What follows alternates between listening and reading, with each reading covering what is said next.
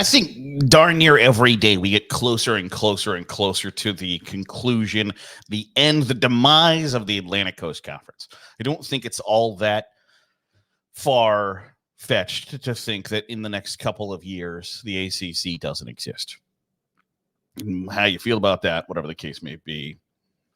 But that's the reality, in my estimation, that Clemson and Florida State won out. North Carolina appears to be joining in that fray as well, that they think we can do better elsewhere. And if we can get out, let's get out. But I don't think anything is going to cement home the fact that college football has become a Power 2 sport, quite like the report that came out on Monday afternoon that the Big Ten in 2023 brought in $880 million. $880 million in revenue in 2023. And the members of the ACC are going to have to stare that number in the face because they know that that number is nowhere close to what they're getting. And the Big Ten is going to be, it's higher than the SEC. And the SEC's number is going to be significantly higher than the ACC's number. And in a sport where money doesn't buy everything, money doesn't buy championships, I think, the way people think it does. Because the Yankees and the Red Sox and the Dodgers would win the World Series every year if that were the case. They don't. There's more to it than that. But it certainly helps. And when the disparity is going to be at the size that it is in the Big Ten and the SEC compared to the ACC, it's a number so big, so large, so the gap so wide that you're not willing to look past it any longer. That there are going to be millions of dollars spent by Florida State, Clemson, and apparently North Carolina joining the fray to get out of the ACC in search of the money that the Big Ten and the SEC can offer. But when the report comes out that it's $880 million, what is the ACC to do? What is the message to your schools? How do you even spin that, sell it to make it sound as if it's not as bad as it is? Because I sat here and racked my brain for a while thinking, how in the hell do you make that sound like it's not the gigantic gap that it is? How do you, hey, at least we're still compact regionally. No, you're not. You got Stanford and Cal and SMU with a bunch of North Carolina schools. In Florida, in South Carolina, in Massachusetts, in Virginia. You don't have a regionality play there. Oh, well, we're still great academic institutions. That's great. They're going to make $500 million more a year than we are. I don't know that there's a way to spin it. It's the same, like Purdue fans, or not Purdue, Notre Dame fans used to tell you, like, well, we get $15 million a year for our football games from NBC. Congratulations, Indiana gets 50.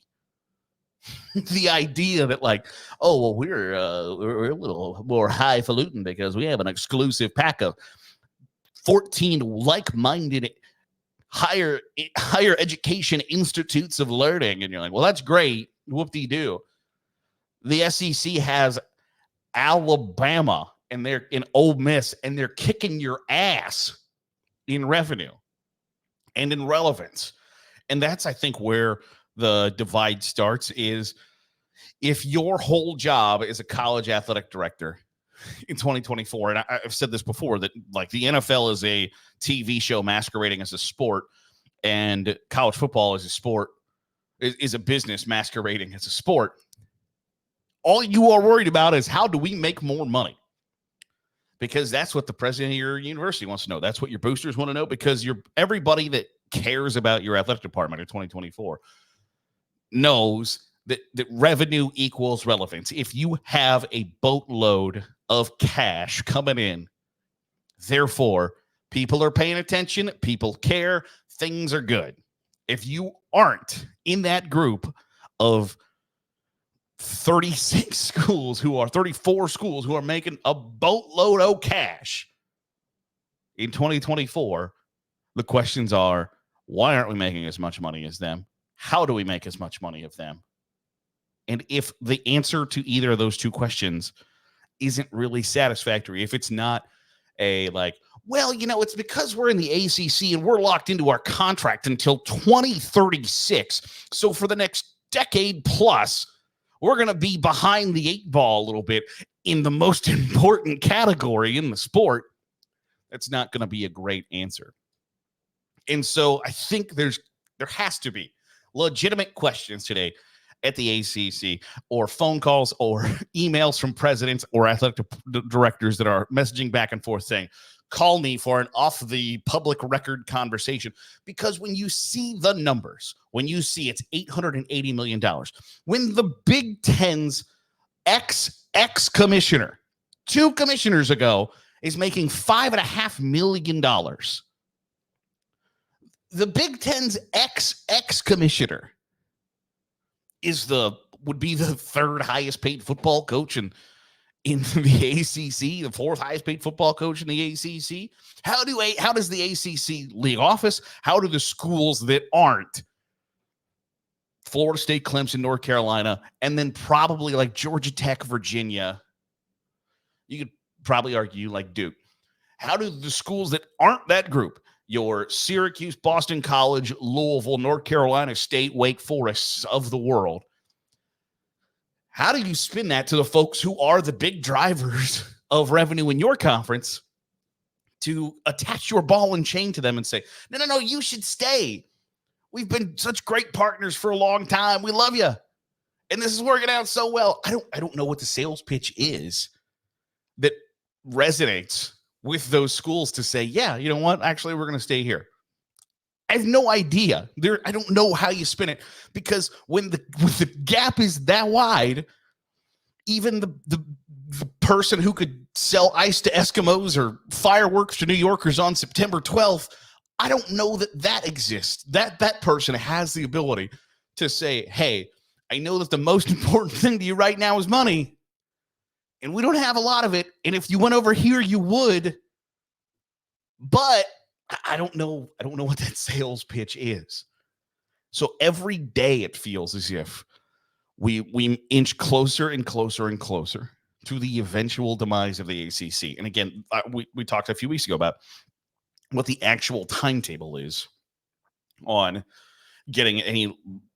First of all, if schools are going to sue the conference, generally not going to end up well. Not going to get to a sunshine, unicorn, rainbows decision that everybody loves. But those things don't generally move all that quickly. But if they do, it's going to end up with, and maybe saying the end of the ACC is a bit premature. The ACC probably still exists at the end of the day. It just exists without North Carolina, Georgia Tech, Virginia, Florida State, Clemson, Virginia, and maybe Virginia Tech. It exists with Syracuse and Louisville and Wake Forest and Boston College. Miami's in the group as well of like, hey, they're probably getting out. So saying that the ACC as a whole, you could say the Pac-12 is over. Well, technically it's not. There are still 2 members of the Pac-12. They should call it the Pac-1 too. But that's neither here nor there. We're inching closer to another seismic shift in college sports and in college football, where the big name brands of the ACC are going to go elsewhere. And if that then in turn includes Tulane and South Florida and Navy and Army join the ACC or whatever the case may be, we're walking towards another realignment, and we're walking towards another who can the SEC and the Big Ten gobble up to make a bunch of money and turn this truly 100% without a doubt, unquestionably, into a power 2. And when reports like today come out that there's $880 million from the Big Ten, you can't tell me that Clemson doesn't sit in their athletic department offices and go, how in the hell does Purdue, does Indiana, Illinois, Northwestern, Minnesota, get double and triple the amount of money that we get every year, or Florida State, who went 13-0. You win the ACC. You're the first undefeated school to ever get left out of the college football playoff. And you sit there and go, like, Rutgers gets triple the amount of money that Florida State does. In 2024, that number, that statement is as asinine as it would have been in 2000 or 1997, or pick a year before. Any day but today, that is asinine in Florida State's eyes, and they probably should feel that way. But when you have to confront it, when you have to stare at financial reports and go, these schools that we feel undeniably that we are better than in the hierarchy of the sport are tripling the money we get, how the hell do we rectify that? The ACC is not going to like the answer to that question. That'll do it for today's episode of the Daily Huddle. Appreciate you. So if you're watching on YouTube, hit the subscribe button. Make sure you're getting all the great college football content we're pumping out. If you are listening on the podcast feed, drop a 5-star review. It goes a long way in helping out the channel. I'll see you tomorrow for another episode of the Daily Huddle.